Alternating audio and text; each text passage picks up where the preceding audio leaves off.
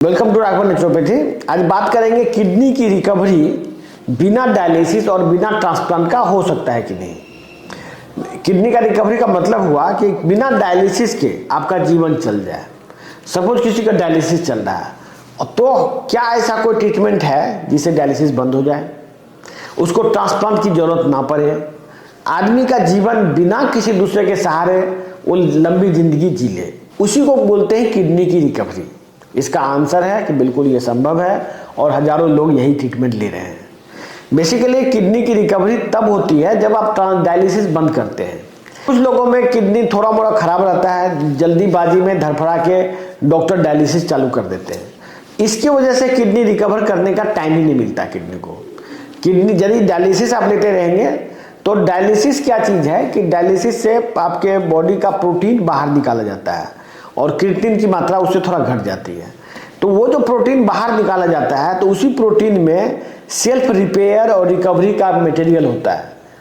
Liver में protein बनता है और वही प्रोटीन पूरे बॉडी में ट्रांसपोर्ट होता है अलग अलग ऑर्गन के सिंथेसिस के लिए। यदि मान लीजिए किडनी में खराबी है तो वो भी प्रोटीन, ज़्यादातर प्रोटीन लीवर में ही बनेगा। तो लीवर से जब वो ट्रांसपोर्ट होता है अलग अलग ऑर्गन में फॉर द रिपेयर, उसी समय आप डायलिसिस करके उस प्रोटीन को बाहर निकाल देते हैं तो आपका रिजेनरेशन का चांस घट जाता है। यही वजह है कि जब आप डायलिसिस शुरू करते हैं तो आपका किडनी रिकवर नहीं कर सकता है। तो ये बात सबसे पहले तो आपको समझना होगा, जो भी आदमी किडनी के मरीज हैं, आप यदि डायलिसिस लेना शुरू करते हैं तो आपके लंबा जीने की संभावना उसी समय खत्म हो जाती है और आप धीरे धीरे करके मल्टीपल डिजीज का शिकार हो जाते हैं। क्योंकि लीवर एक इम्पॉर्टेंट ऑर्गन है, लीवर से बहुत सारा एंजाइम बनता है, बहुत सारा प्रोटीन बनता है। वो प्रोटीन ट्रांसपोर्ट होकर अलग अलग ऑर्गन में जाता है, जैसे उसमें से किडनी में जाता है, हार्ट में जाएगा, लंग्स में जाएगा, थायराइड हार्मोन में जाएगा, टेस्टोस्टेरोन हार्मोन बनेगा। जितना भी हार्मोन बनेगा उसमें जरूरी है लीवर से कुछ प्रोटीन जाना। तो जैसे ही आप लेकिन अब डायलिसिस करते हैं तो डायलिसिस में क्या होता है, आपके बॉडी में बना हुआ जो भी प्रोटीन है सब बाहर निकाल देता है।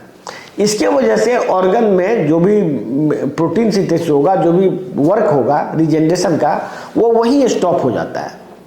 लोग प्रायः ये बोलते हैं कि हम तो जब डायलिसिस शुरू किए थे उस समय हमको अच्छा खासा पेशाब होता था, अब धीरे धीरे पेशाब होना बंद हो गया। क्यों बंद हो गया? क्योंकि वो जो लीवर से प्रोटीन आता था वो आना बंद हो गया या उसकी मात्रा काफ़ी घट गई। क्यों? क्योंकि आपने उसको डायलिसिस करके बाहर फेंक दिया। और इसीलिए हम कहते हैं कि यदि आप लीवर किडनी का मेटाबॉलिक ट्रीटमेंट लेते हैं तो बिना डायलिसिस का, बिना ट्रांसप्लांट का आप लंबी जिंदगी जी सकते हैं और ये ऑलरेडी बहुत सारे लोग ले रहे हैं।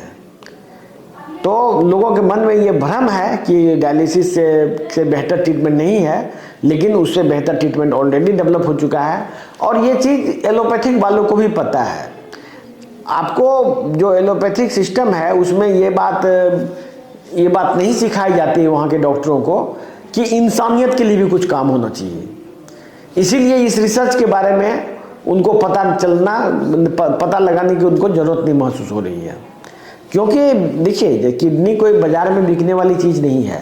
यदि आपका किडनी डैमेज हो जाता है तो कोई आदमी का किडनी लेना पड़ता है और जिसका लाइफ वो स्पेन ओनली 3 से 4 साल है, जबकि आपका अपना किडनी को बचा के आप लंबे समय तक जी सकते हैं।